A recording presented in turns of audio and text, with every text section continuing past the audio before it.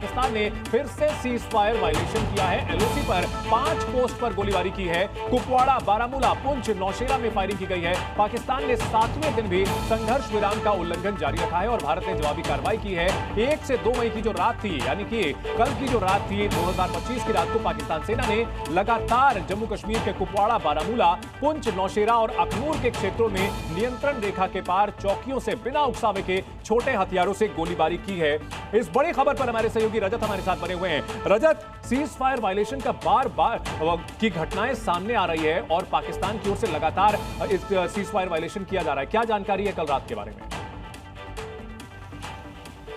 जी बिल्कुल चंदन, आपको बता दें कि लगातार आज 8वां दिन है जब पाकिस्तान ने सीज फायर का वायलेशन किया है, जिसमें कि कुपवाड़ा, बारामूला के साथ साथ जो जम्मू कश्मीर के एलओसी का इलाका है, नौशेरा, पुंछ और अखनूर सेक्टर का, वहां पर फायरिंग की गई है। हमने अखनूर सेक्टर की एक डिटेल्ड विशेष रिपोर्ट जो है वो भी तैयार की थी कि किस तरह से पाकिस्तान ने हर बार कोशिश की है कि अखनूर सेक्टर में फायरिंग की जाए और उसके बाद यहीं से घुसपैठ करवाकर आतंकियों को भेजा जाए। इसके अलावा सन 1965 की वॉर हो, 99 की हो या फिर 71 की, सब में पाकिस्तान ने अखनूर सेक्टर से प्रवेश करने की कोशिश की और इसीलिए बार बार वो इन इलाकों को टारगेट करता है, क्योंकि यहां पर कई सारे ऐसे बफर जोन हैं जहां पर खेतीबाड़ी जो है वो ज्यादा होती है। और पाकिस्तान की इस तरह से भी खबरें सामने आ रही हैं कि वहां पर कई जगह ऐसी हैं जहां पर कटाई जो है वो नहीं की जा रही, गेहूं की ना ही जो मक्की की है वो कटाई नहीं की जा रही, ताकि वहां से घुसपैठ कर आतंकियों को भेज सके। तो ऐसे में खबर पर हमारे साथ डिफेंस एक्सपर्ट सुबोध दीक्षित जी हैं।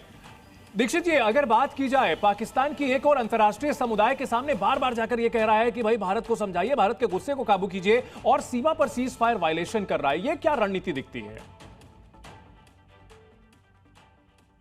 मैं बताना चाहूंगा कि अभी पाकिस्तान को समझ में नहीं आ रहा है कि उसको किस रास्ते से भागना चाहिए।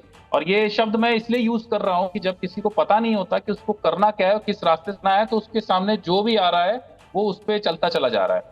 तो एक तरफ उसको अच्छे से पता है कि अब हम चारों तरफ से घिर चुके हैं, हमको बचाने वाला चीन भी इस समय एक कमजोर स्थिति में आ चुका है। रशिया ने भी अपने एक वॉरशिप को अभी हाल ही में बांग्लादेश के पास रिफ्यूलिंग करा के एक साफ मैसेज दे दिया है कि हम इंडिया के साथ खड़े हैं। उसके बाद पूरा जन समुदाय और सारे न्यूज़पेपर वर्ल्ड नहीं, ऐसा तो नहीं। ओपी तिवारी जी से मैं सवाल लेना चाहूंगा। ओपी तिवारी जी, ऐसा तो नहीं कि ये पाकिस्तान का डबल गेम है, एक और उसकी जो पॉलिटिकल लीडरशिप है वो दुनिया के सामने गुहार लगा रही है, शांति की बात कर रही है, और वहां की जो मिलिट्री लीडरशिप है वो सरहद पर जो है उकसावे की कार्रवाई कर रही है? चंदन, थोड़ा ज्यादा समय देना मेरे को। वहां पॉलिटिकल लीडरशिप तक खत्म हो गई थी 1956 और 58 में ही। 3 साल के कॉन्स्टिट्यूशन में जॉब करने के बाद ही खत्म हो गई थी। डायरेक्टली और इनडायरेक्टली उनकी आर्मी ही वहां लूट करती आ रही है तब से।